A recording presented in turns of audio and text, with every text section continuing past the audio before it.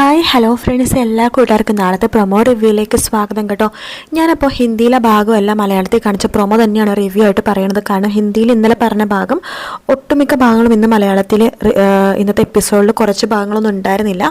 അതുകൊണ്ട് തന്നെ ഹിന്ദിയിലെ ഭാഗം ഞാൻ ഇപ്പോൾ ഈ പ്രൊമോയിൽ പറയുന്നില്ല. നിങ്ങൾക്ക് ഹിന്ദിയിലെ ഭാഗം കേൾക്കാൻ താല്പര്യം ഉണ്ടെങ്കിൽ താഴെ കമൻറ്റ് ചെയ്യുക. വ്യത്യാസം ഉണ്ടാവും.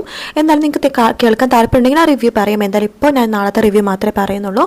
അങ്ങനെ നമ്മുടെ പ്രൊമോയിൽ കാണിക്കണം എന്താണെന്ന് വെച്ചാൽ നമ്മുടെ അഞ്ജലിയുടെ കയ്യിൽ നിന്ന് അങ്ങനെ 2 സ്വർണ്ണ വളയൊക്കെ മേടിച്ചുകൊണ്ട് ശ്യാം വളരെ വിജയിച്ച പോലെ അങ്ങോട്ട് പോവുകയാണ്. കാണാൻ എങ്ങനെ പോയാലും 2 വളയും കൂടി നോക്കിക്കണേ 4-5 പവനെങ്കിലും കാണും. 4-5 പവന് ഇപ്പോഴത്തെ കാലത്ത് ഒരു 3.5 ലക്ഷം രൂപ സുഖമായിട്ട് കിട്ടും. ഇതുപോലെ ഇടയ്ക്കിടയ്ക്ക് അഞ്ജലിയുടെ കയ്യിൽ നിന്ന് പൈസ തട്ടാമെന്നൊക്കെയാണ് ശ്യാം വിചാരിച്ചിരിക്കുന്നത്. ആ സമയത്ത് സെലിൻ അങ്ങോട്ടേക്ക് വരുന്നുണ്ട്. ശ്യാം സർ, നിങ്ങളിപ്പോൾ കാണിച്ചത് വളരെ മോശമായിപ്പോയി എന്ന് പറയാണ്. സെലിൻ, ഞാൻ നിന്നെ ഒരു പണി പറഞ്ഞ് ഏൽപ്പിച്ചിട്ടുണ്ട്. ആ പണി നീ കൃത്യമായിട്ട് ചെയ്ത് കഴിയുമ്പോൾ നിനക്കുള്ള അർഹതപ്പെട്ട പൈസ ഞാനത് തരും. അതിനിടയിൽ ഞാൻ പലതും ചെയ്യും. അത് നീ അന്വേഷിക്കേണ്ട കാര്യമില്ല.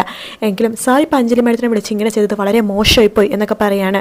അത് ഞാൻ എന്ത് ചെയ്യണം, എൻ്റെ ഭാര്യനെ എന്ത് ചെയ്യണം എന്ത് ചെയ്യേണ്ടതെന്നൊക്കെ തീരുമാനിക്കണം ഞാനാണ് എന്ന് പറയുമ്പോൾ സെലിം പറയേണ്ടത് സാർ ഇപ്പം ആ വീട്ടിലെല്ലാവരും എന്നെയാണ് അഞ്ജലി മേഡത്തിനെ ഏൽപ്പിച്ചിരിക്കുന്നത്. അഞ്ജലി മേഡം ഇങ്ങനെ ഇറങ്ങി പോകുമ്പോഴോ വള ഇങ്ങനെയൊക്കെ സാറിനെ കാണാൻ വേണ്ടി തരുമ്പോഴോ വേറെ ആരെങ്കിലും കണ്ടു കഴിഞ്ഞാൽ അതെൻ്റെ ജോലിനെ ബാധിക്കും.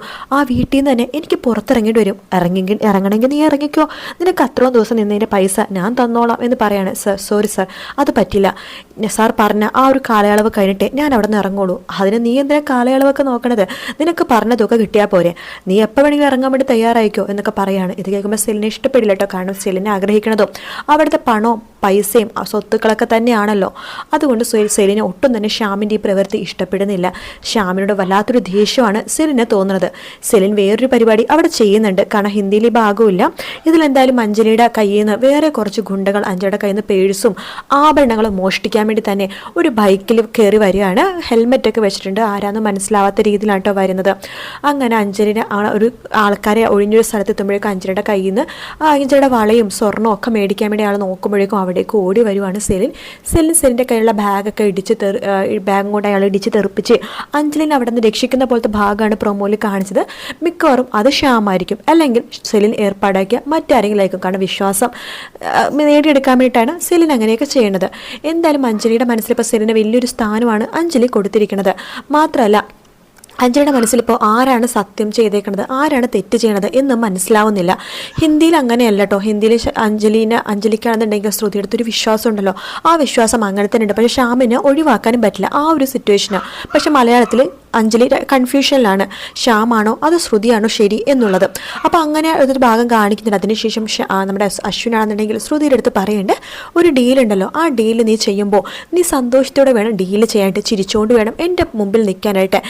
കേട്ടല്ലോ, അതായത് ഡീല് തുടങ്ങുമ്പോൾ തൊട്ട് ഡീൽ അവസാനിക്കണ വരെ സന്തോഷത്തോടു കൂടി തന്നെ നീ എല്ലാം ചെയ്യണമെന്ന് പറയാണ് ശ്രുതി. ശരി സർ എന്നൊക്കെ ആദ്യം ദേഷ്യത്തോടെ പറയുമ്പോൾ അതെ നമ്മുടെ ഡീല് സ്റ്റാർട്ട് ചെയ്യാണ്, സന്തോഷത്തോടെ പറയൂ എന്ന് പറയുമ്പോൾ ശ്രുതി വേഗം ചിരിച്ചുകൊണ്ട് ഇങ്ങനെ പറയണ്ട, എനിക്ക് സന്തോഷമാണ് സർ, സാർ എപ്പോഴും എന്ത് വേണമെങ്കിലും പറഞ്ഞോളൂ സർ, ഞാൻ എന്ത് വേണമെങ്കിലും സന്തോഷത്തോടെ ചെയ്യാം സർ എന്നൊക്കെ ശ്രുതി പറയുന്നുണ്ട്. അങ്ങനെ അശ്വിൻ ശ്രുതിയുടെ വീട്ടിലേക്ക് വരുവാണ്. കുറേ കവറും അതുപോലെ തന്നെ ബോക്സും ഒക്കെ ആയിട്ടാണ് വരുന്നത്. ശ്രുതി എടുത്ത് പറയുന്നുണ്ട്, ഇത് ഓഫീസിലെ കുറച്ച് ഫയൽസും കാര്യങ്ങളൊക്കെയാണ്, ഇത് നന്നായിട്ട് കാര്യങ്ങളൊക്കെ നീ തന്നെ ചെയ്യണം, സന്തോഷത്തോടെ ഈ പണിയെല്ലാം നീ ചെയ്യണമെന്നൊക്കെ പറയുന്നുണ്ട്. ശ്രുതി അതെല്ലാം ഞാൻ ചെയ്തോളാം സർ എന്ന് പറയണം. അങ്ങനെ ശ്രുതിയാണെങ്കിൽ പുറത്തേക്ക് പോകുമ്പോൾ അശ്വിൻ ചോദിക്കണ്ടല്ല നീ എവിടേക്കാണ് പോകണം ചോദിക്കുമ്പോൾ എനിക്ക് തുണി എടുക്കാനുണ്ട്, അലക്കിയ തുണി എടുക്കാനുണ്ട് പറയുമ്പോൾ അതിന് ഞാൻ വേണമെങ്കിൽ നിന്നെ സഹായിക്കാമെന്ന് പറയുമ്പോൾ വേണ്ട ഞാൻ എടുത്തോളാം എന്ന് പറഞ്ഞിട്ട് ശ്രുതി തുണി എടുക്കാൻ വേണ്ടി പുറത്തേക്ക് പോകാൻ വേണ്ടി പോണ സമയത്ത് അശ്വിൻ അങ്ങോട്ടേക്ക് വരുവാണ്.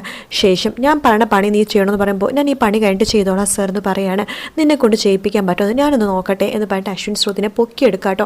പൊക്കിയെടുത്തിട്ട് നേരെ അതായത് അമ്മയുടെ വീടിൻ്റെ ഉള്ളിലേക്ക് കയറാൻ വേണ്ടി പോകുമ്പോൾ ആ സ്റ്റെപ്പ് ഒന്നും തന്നെ അശ്വിൻ കാണുന്നില്ല. കാരണം അശ്വിൻ ഇപ്പോൾ ശ്രുതിനെ തന്നെ നോക്കിക്കൊണ്ടിരിക്കുകയാണ്. അതിനുശേഷം ശ്രുതിൻ്റെ കണ്ണുകളിലേക്ക് രണ്ടുപേരും പരസ്പരം കണ്ണിങ്ങനെ നോക്കിക്കൊണ്ടിരിക്കുന്ന സമയത്ത് ആ സ്റ്റെപ്പ് അറിയാണ്ട് അശ്വിൻ കാല് സ്ലിപ്പായിട്ട് സ്റ്റെപ്പിലേക്ക് വീഴും കേട്ടോ. ആദ്യം ശ്രുതി നിലത്തേക്ക് വീഴും, അതിനുശേഷം അതിൻ്റെ മുകളിലേക്കാണ് അശ്വിൻ വീഴുന്നത്.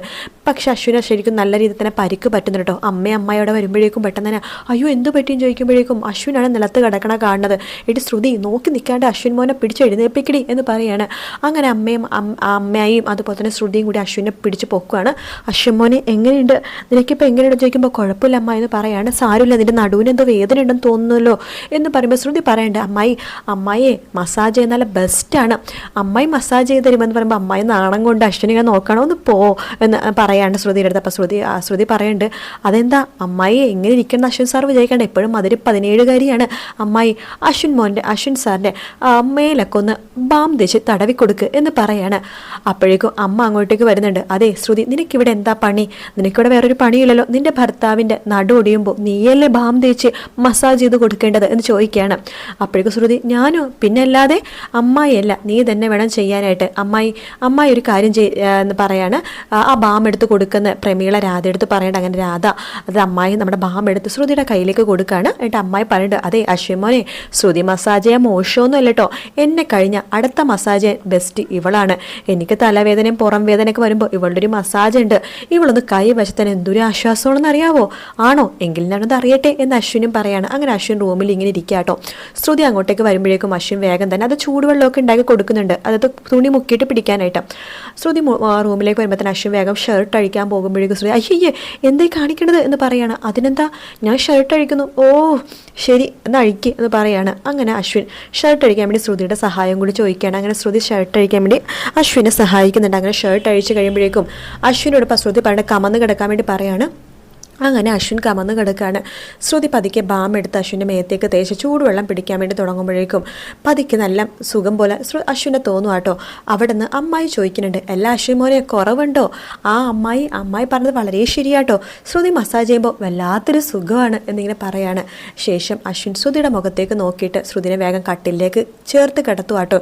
എന്നിട്ട് ഇങ്ങനെ നോക്കിക്കൊണ്ടിരിക്കുമ്പോഴേക്കും അശ്വിനോട് ചോദിക്കേണ്ട, അല്ല സാർ നിങ്ങളുടെ ഉദ്ദേശം എന്താണ് എന്ന് ചോദിക്കുമ്പോഴേക്കും അത് ഒരു ഉദ്ദേശവും, പക്ഷേ ശ്രുതികുമാരി ലക്ഷ്മി, നിന്റെ നെഞ്ചിടിപ്പ് വല്ലാതെ ഇടിക്കുന്നുണ്ട്, എനിക്കത് മനസ്സിലാവുന്നുണ്ട്, നിന്റെ കണ്ണുകൾ, നീ എത്ര കള്ളം പറയാൻ നോക്കിയാലും നിന്റെ കണ്ണുകൾ സത്യം പറയുന്നുണ്ട്, നിനക്കത് മനസ്സിലാവുന്നുണ്ടോ? എനിക്കൊന്നും അറിയില്ല, എന്നാലും നിന്റെ കണ്ണുകൾ നോക്കുമ്പോൾ എനിക്ക് സത്യങ്ങളൊക്കെ മനസ്സിലാവുന്നുണ്ട്, നീ ഇപ്പോൾ ആഗ്രഹിക്കുന്നത് എന്താണെന്നൊക്കെ എനിക്ക് നന്നായിട്ട് അറിയാം. ഞാനൊന്നും ആഗ്രഹിക്കുന്നില്ല, സാർ മാറി നിൽക്ക്, എനിക്ക് തുണിയെടുക്കാൻ പോകണം എന്ന് പറഞ്ഞിട്ട് അവിടെ നിന്ന് എഴുന്നേറ്റ് പോകാൻ പോകുമ്പോഴേക്കും ശ്രുതിയുടെ കാല് പെട്ടെന്ന് അവിടെ ഉടുക്കുന്നുണ്ട് കേട്ടോ. അപ്പോൾ അശ്വയും അയ്യോ കാലിനെന്തോ പറ്റിയല്ലോ ശ്രുതി എന്ന് പറഞ്ഞിട്ട് ശ്രുതിയുടെ കാലിങ്ങനെ പൊക്കി കട്ടിലേക്ക് വെക്കുവാണ്. ശേഷം ശ്രുതിയുടെ കാലിൽ നോക്കുമ്പോൾ പാദസരം കാണുന്നുണ്ട്.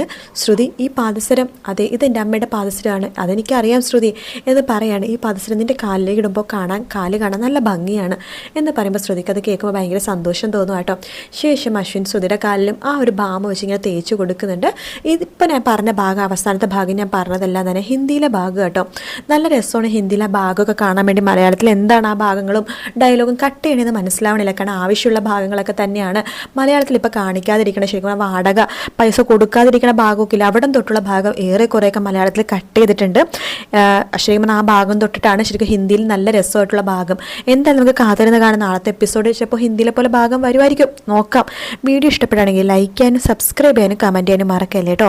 സൗണ്ട് ഇത്തിരി ഇന്ന് കുറവാണ്, സുഖമില്ലാത്തതുകൊണ്ടാണ് ഇന്ന് പ്രൊമോ ഇടണ്ടെന്നാണ് വിചാരിച്ചത്. പിന്നെ സുഖമില്ലാത്തതുകൊണ്ട് എങ്ങനെയൊക്കെ അഡ്ജസ്റ്റ് ചെയ്ത് ഇട്ടതാട്ടോ. പല എന്തെങ്കിലുമൊക്കെ പ്രശ്നം ഉണ്ടെങ്കിൽ എല്ലാവരും ക്ഷമിക്കുക. അപ്പോൾ മറ്റൊരു വീഡിയോ ആയിട്ട് കാണാം. Take care, bye bye.